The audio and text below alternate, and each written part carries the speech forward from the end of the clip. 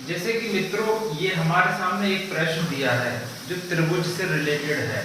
देखिए यहाँ पर त्रिभुज ABC का अंतः केंद्र यानी कि इनर सेंटर हमें I से डिनोट किया गया है। यहाँ पर त्रिभुज ABC का अंतः केंद्र कैपिटल I से डिनोट किया गया है, ठीक है। तो और यहाँ पर हमें दिया गया एंगल ACB 55 डिग्री और एंगल ABC 65 डिग्री, ठीक है। तब हमें BIC का मान ज्ञात करना है। अब ये हमारे ऑप्शन है। देखिए सबसे पहले हम त्रिभुज ABC बनाते हैं। त्रिभुज ABC जैसे कि ये है। अब ये क्या कह रहे हैं कि हमें त्रिभुज ABC का अंतः केंद्र I दे दिया है। मान लिया हमारा ये I है, ये I है, ठीक है। ABC अब क्या बताया है, एंगल ACB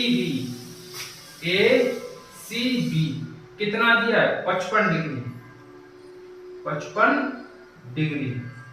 और एंगल ABC कितना दिया है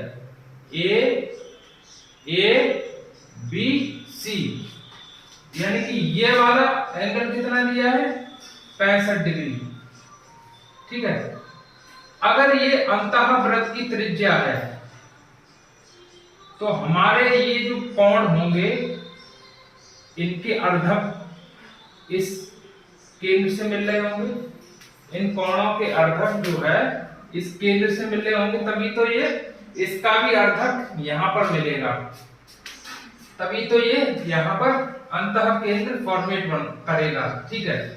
अब यहाँ पर क्या बताया गया है, तब हमें किसका मान निकालना है BIC यानी कि ये वाला एंगल पूछा है। तो सबसे पहले सरल भाषा में हम समझते हैं। त्रिभुज के तीनों अंतः कोणों का योग 180 अंश होता है और हमें कितने कोण दिए गए हैं, एक ये कोण दे दिया, एक ये कोण दे दिया। तो हमें कोण सबसे पहले कोण A निकालना है। अगर हमें एंगल A निकालना है तो क्या करेंगे, इन दोनों को ऐड कर लो, 65 और प्लस 55 कितने होगा 120, ठीक है। और ओवरऑल कितना होता है टोटल त्रिभुज के तीनों अंशों का योग कितना होता है 180। 180 में से 120 घटाए कितने बचे 60, यानी कि ये कितना हो गया हमारा 60 अंश।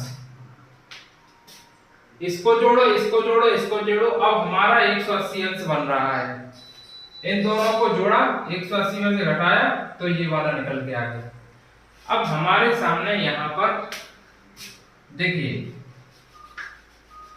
हमारे सामने एंगल A की वैल्यू पता चल गई कितनी है 60। एक तो ये तरीका है, इसका फॉर्मूला होता है, अगर अर्धक है ना, अंतः केंद्र है, त्रिभुज के जो कोण हैं उनके अर्धक से बना हुआ जो अंतः केंद्र है ऐसे बना है, तो ये वाले ऊपर वाले शीर्ष कोण से ये वाला कोण का फॉर्मूला ये है। जैसे हमें यहाँ पर एंगल BIC निकालना है, एंगल BIC निकालना है, तो इसका फॉर्मूला होता है 90 डिग्री प्लस ऊपर वाला जो एंगल है ना A उसका हाफ कर दो, तो हमारा यहां से निकल आएगा, इसकी वैल्यू निकल आएगी।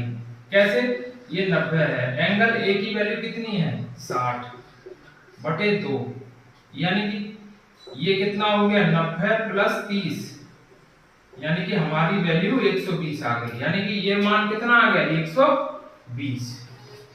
ये तो फॉर्मूला बेस्ड है।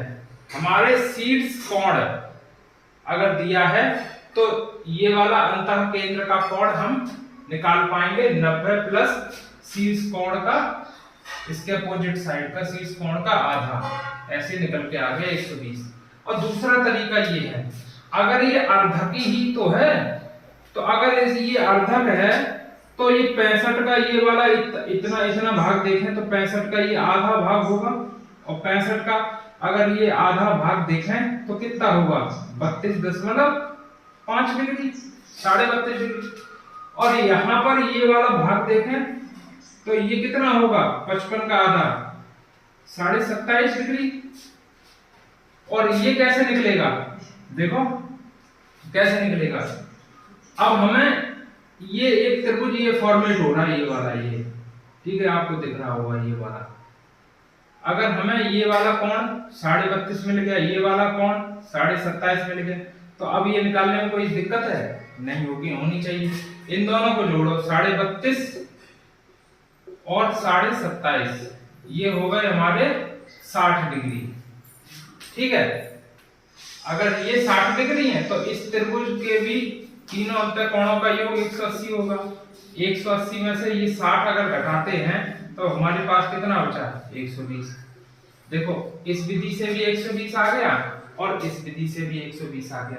तो यहाँ पर हमें ये पता चला कि अगर ये वाला हमें एंगल निकालना है तो हमें क्या करना होगा, 90 अंश प्लस शीर्ष जो कोण है उसका आधा 90 अंश में जोड़ना होगा, तब हमारा ये एंगल निकल के आ जाएगा।